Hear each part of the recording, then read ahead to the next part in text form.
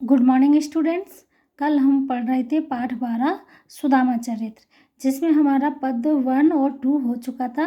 आज हम पद 3 पढ़ेंगे। ठीक है, सभी बच्चे देखिए।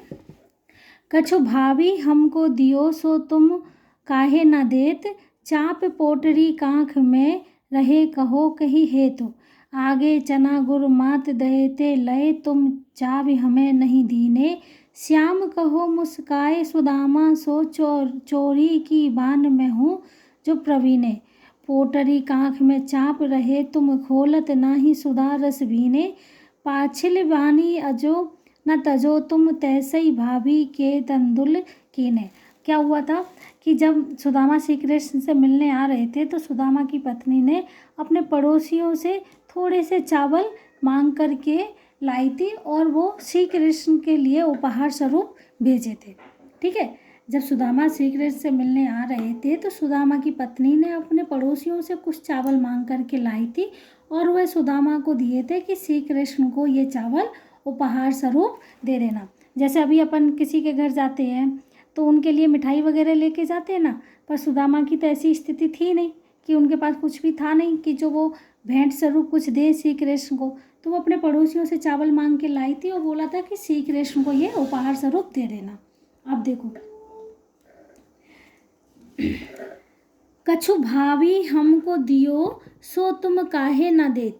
अब श्री कृष्ण सुदामा से पूछते हैं कि भाभी ने मेरे लिए कुछ उपहार दिया था तो वह तुम मुझे क्यों नहीं देते हो। कि भाभी ने मेरे लिए कुछ उपहार दिया था उसे तुम मुझे क्यों नहीं देते हो। चाप पोटरी कांख में रहे क्यों के ही हेतु। चाप मतलब पोटरी मतलब तो पोटली, और चाप मतलब दबा कर रखना। चाप मतलब दबा कर रखना, पोटली मतलब पोटली, और कांख मतलब अपने साइड में बगल में छुपा लेते ना ऐसे। तो अब मुझे क्यों नहीं देते हो, किस कारण से तुम उस पोटली को अपने बगल में छिपा रहे हो। के ही हेतु मतलब किस कारण से, कि किस कारण से तुम पोटली को अपने बगल में छिपा रहे हो। तो श्री कृष्ण ने क्या कहा कि सुदामा से कहा कि भाभी ने जो हमें उपहार स्वरूप जो भेजा है वो तुम मुझे क्यों नहीं देते हो, और उस पोटली को तुम अपने बगल में क्यों दबा करके रख रहे हो, किस कारण से उसको छिपा करके रख रहे हो।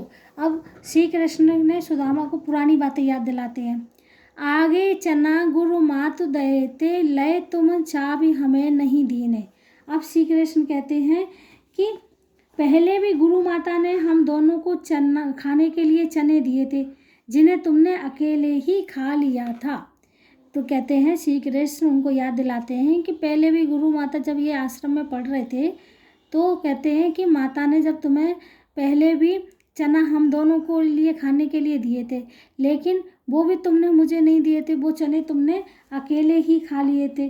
कृष्ण मुस्कुराते हुए सुदामा से कहते हैं, हे मित्र अब श्याम कहो मुस्काए सुदामा सो।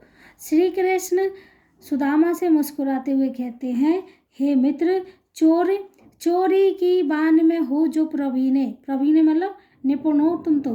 कि हे मित्र तुम चोरी करने में तो पहले से ही कुशल हो। चोरी करने में तो पहले से ही प्रवीणे मतलब कुशल मतलब एक्सपर्ट हो। पोटरी कांख में चाप रहे तुम खोलत नहीं सुधा रस भीने। सुधा मतलब अमृत, अमृत रस में भींगे हुए। ठीक है, सुधा रस भीने मतलब अमृत रस में भींगे हुए। तो कह रहे कि तुम तो चोरी करने में वैसे ही एक्सपर्ट हो, कुशल हो, और आज भी तुम प्रेम रस में भींगे हुए चावलों की पोटली को अपनी बगल में छुपा रहे हो। कि आज भी तुम प्रेम रस में भींगे हुए चावलों को अपनी बगल में छुपा रहे हो। लगता है कि पिछली पाछिली बानी अजो न तजो तुम तैसे ही भाभी के तंदुल कीने। अब कह रहा है, लेकिन श्री कृष्ण कह रहे हैं, लगता है कि पिछली चोरी करने की और छुपाने की आदतों को आज तक नहीं छोड़ा है। लगता है कि पिछली चोरी करने की और छुपाने की आदतों को आज तक नहीं छोड़ा है, इसलिए तुम भाभी के दिए हुए चावल मुझे नहीं देना चाहते हो, अकेले ही खाना चाहते हो।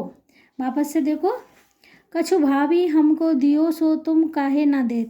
अब श्री कृष्ण सुदामा से कह रहे हैं कि भाभी ने जो उपहार स्वरूप हमें हमें कुछ दिया है वो तुम मुझे क्यों नहीं दे रहे हो। चाँप पोटली कांख में रहे कहो कही हेतु, कि तुम किस कारण से पोटली को अपने बगल में छिपा रहे हो। आगे चना गुरु मात दहेते लय तुम चावे हमें नहीं दीने। अब श्री कृष्ण उनको पिछली बात याद दिलाते हुए कहते हैं कि ऐसे ही गुरु माता ने हम दोनों के खाने के लिए चना दिए थे, जो तुमने अकेले ही खा लिए और मुझे नहीं दिए। श्याम कहो कहियो मुस्काए सुदामा सो। श्री कृष्ण मुस्कुराते हुए सुदामा से कहते हैं, चोरी की बान में हो जो प्रवीण है, कि तुम तो चोरी करने में तो बहुत कुशल हो। पोटली कांख में चाप रहे तुम खोलत नहीं सुधा रस भीने, कि भाभी ने जो अमृत रस में भीने हुए चावल दिए थे उसको तुम अपने बगल में क्यों छिपा रहे हो। पाछली बाने अजो न तजो तुम तैसे ही भाभी के तंदुल हीने। कह रहे हैं कि तुम पिछली जो बातें थी चोरी करके और करना और उसको छिपाना, तुम आज भी उसको नहीं भूले हो, इसीलिए तुम भाभी के द्वारा दिए गए तंदुल को मतलब चावल को छिपा रहे हो, जिन्हें तुम अकेले ही खाना चाहते हो। ठीक है बेटा, ये समझ में आ गया। इसका आप भावार्थ करेंगे, ठीक है, और इसका वर्क मैं सेंड कर दूँगी। गुड डे बेटा।